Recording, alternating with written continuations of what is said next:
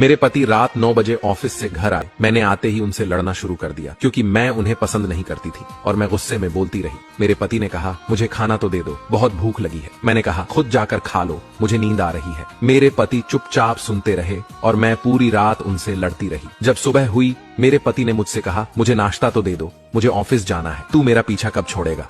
मैंने गुस्से में कहा, मैं तुझसे तंग आ गई हूँ, भगवान करे तो मर जाए। मेरे पति कुछ नहीं बोले और ऑफिस चले गए। मैं अपने बच्चों को स्कूल से लेकर वापस आ रही थी तो मेरे घर के सामने बहुत भीड़ लगी हुई थी। भीड़ को देखकर मैं चौंक गई और अपने घर के करीब पहुंची तो देखा कि मेरे पति की लाश घर के सामने पड़ी थी। मेरे ऊपर कयामत सी आ गई। मेरे हाथ पैर कांपने लगे। मेरे अंदर एक सन्नाटा सा छा गया। लोग आपस में बातें कर रहे थे कि कार से मनोज का एक्सीडेंट हुआ है। मैं जोर से चीखने लगी और चिल्लाने लगी कि मनोज उठ जाओ, मैं अब तुमसे कभी नहीं लड़ूंगी, तुम्हें कुछ नहीं कहूंगी, मुझे कुछ नहीं चाहिए, उठो मनोज, तुम्हें भूख लगी थी ना, चलो मैं खाना देती हूँ। मैं मनोज के हाथ पैर चूमने लगी, मुझे छोड़कर ना जाओ, उठ जाओ। लेकिन मनोज कैसे उठता, उसे तो मेरी बद्दुआ और मेरी नहुसत, मेरे करबे लहजे ने मार दिया था। मनोज के जाने के बाद मुझे दुनिया के रंग नजर आने लगे, मुझे रिश्ते बदलते दिखने लगे, मेरे सब अपने मुंह से मुंह मोड़ने लगे, दुनिया के लोग मुझे गंदी नजरों से देखने लगे। फिर कुछ दिनों में मुझे मेरा घर छीन लिया गया, जो हिस्सा मेरा बनता था मेरे ससुराल वाले ने मुझे दे दिया। मनोज के मरने के बाद मुझे एहसास हुआ कि पति जैसा भी हो, चाहे पसंद का हो या नापसंद का, लेकिन औरत के सर का ताज होता है।